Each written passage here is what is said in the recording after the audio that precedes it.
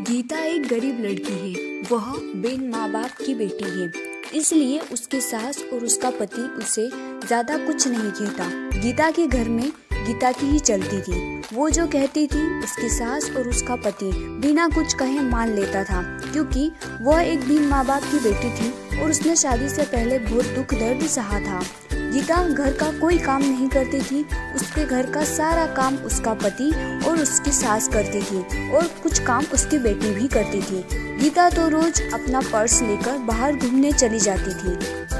गीता को कोई कहता भी नहीं था कि वह इस तरह रोज बाहर न जाए या घर का काम करे। घर का काम उसका पति और उसकी सास कर लेती थी। लेकिन एक दिन उसके पति को उसकी सास ने कहा कि बेटा, गीता को ना रोको टोको तो उसको समझाओ कि इस तरह रोज बाहर जाना सही नहीं होगा।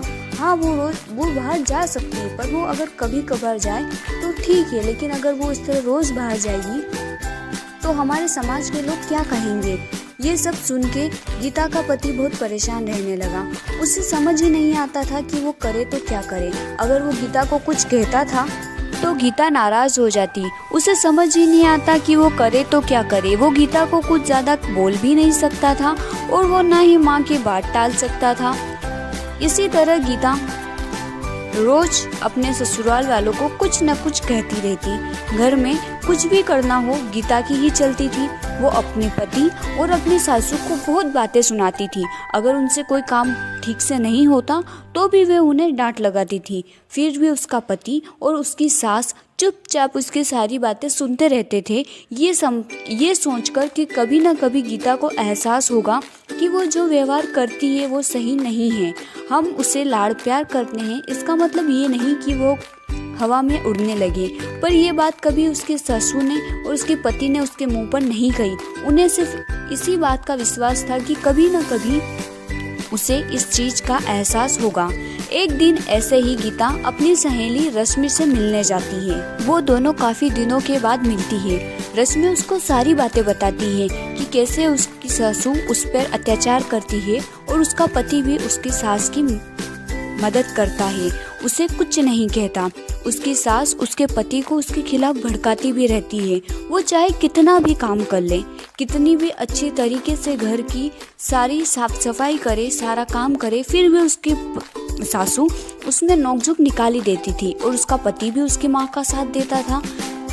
जब ये बात रश्मि ने गीता को बताई तो गीता को एहसास हुआ कि वो तो अपने पति और अपने सासू के साथ इतना बुरा व्यवहार करती है, घर का कोई काम नहीं करती, फिर भी उसकी सासू और उसका पति उसे कुछ नहीं कहता।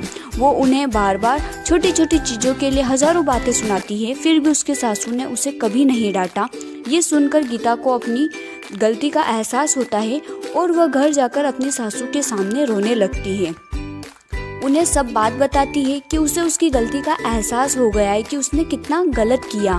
तब उसकी सास उसे कहती है कि बेटा रो मत, हमें विश्वास था कि तुम्हें एक न एक दिन अपनी गलती का एहसास होगा और तुमने गलती चाहे कैसी भी की हो, लेकिन तुम्हें अपनी गलती का एहसास हो गया, बस यही बड़ी बात है। अब हम सब साथ मिलकर हंसी खुशी रहेंगे।